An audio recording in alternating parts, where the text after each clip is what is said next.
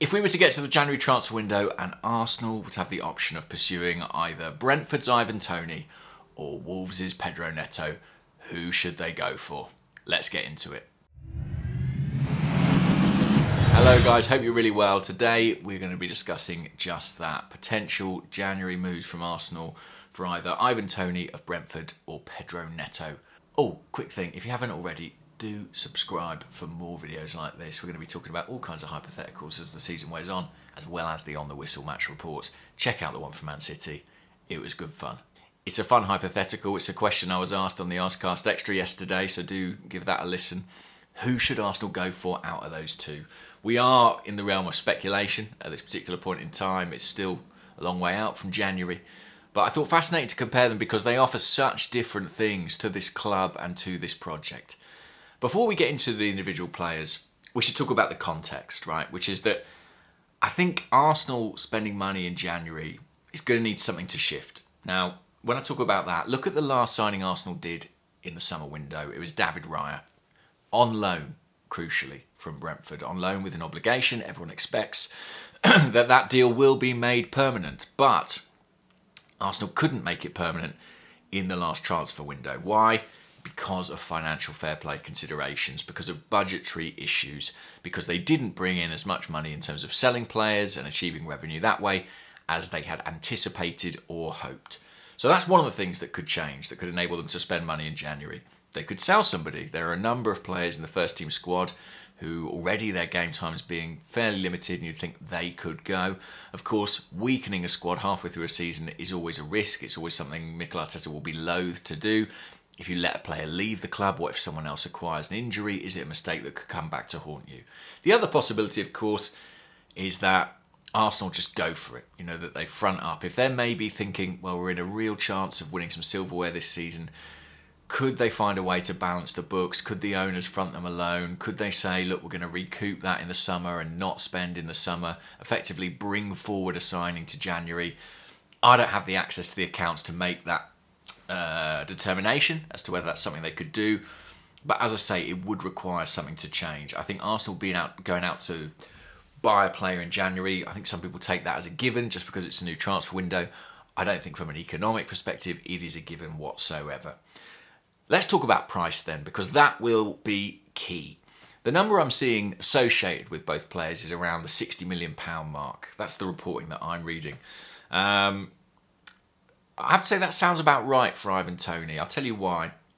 He's got a contract situation there at Brentford where his deal's going to be up in 12 months' time. I think Brentford ideally would like to charge more than that for a proven Premier League goal scorer in Ivan Toney. I think they'd be looking at the £80 million mark or even above. To be honest, I think the contract situation makes that unrealistic. I think the amount of time he spent out of the game due to his ban makes him a little bit of a gamble potentially for someone in January. You know, I think Brentford's bargaining position was slightly weakened by the fact that they did the David Raya deal. You know, they were insistent this player isn't going anywhere until someone meets our £40 million asking price. In the end, they agreed to a loan. Now, it's a loan that will get them 30 million, which will, you know, they'll reflect on that as a decent outcome. But it did show that they're not quite as intransigent in their negotiations, in their dealings, as perhaps some of us had anticipated. So I think £60 million, yeah, that sounds about right for Toney. For Pedro Neto, I think that one could increase. I mean, he is absolutely flying at the moment. And bear in mind, he's a younger player. He's under long-term contract, signed a new deal in March of 22. He's under contract until 2027.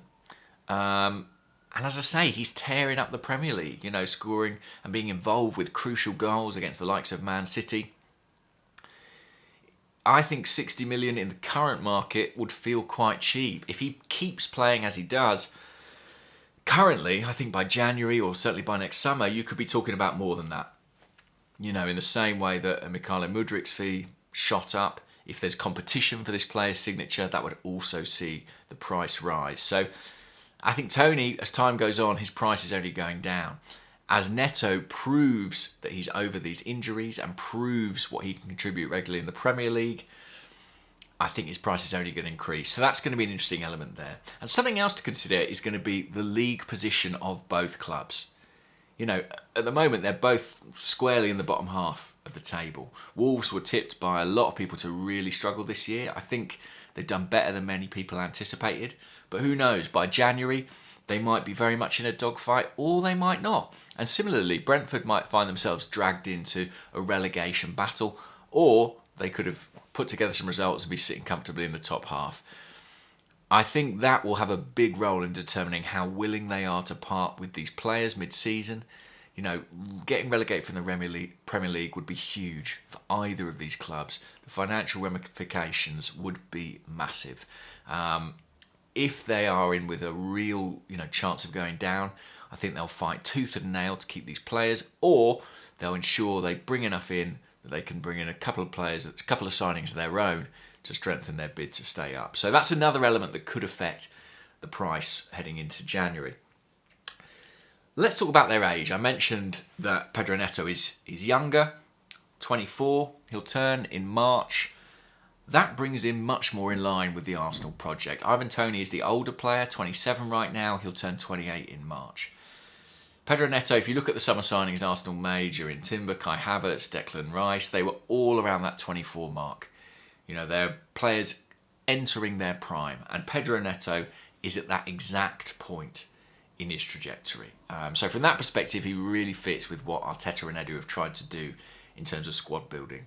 Of course, bringing in as many young players as they have, part of the benefit of that is it enables you to go out and add a more senior player should you wish, and that can have real value. Look at Jorginho, who Arsenal had experimented with Sambi Lokonga in the number 6 role. Ultimately, they went with a more experienced player in Jorginho, someone who's very settled, who knows the league, who is comfortable playing in big games. That's maybe a difference, right? You sign Jorginho, you're getting someone who's won Champions Leagues, European Championships. Ivan Toney, he's 28, but he doesn't necessarily come with that pedigree. And I don't say that with any disrespect, but a lot of his goal scoring has been done outside the Premier League.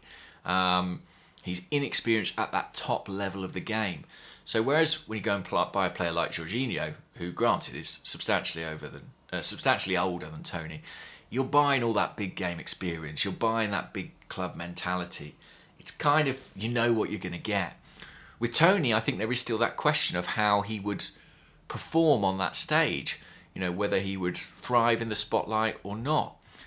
Whether he could adapt to life at a top 6 club or not. That would be an unknown and does make him more of a gamble.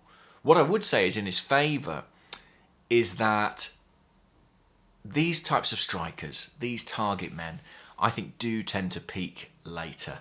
A scary thought when you consider Erling Haaland, but think about your Didier Drogbas of the world. Think about your Olivier Girouds. I think they really hit their prime around the age of 30, and arguably Giroud hit it later than that.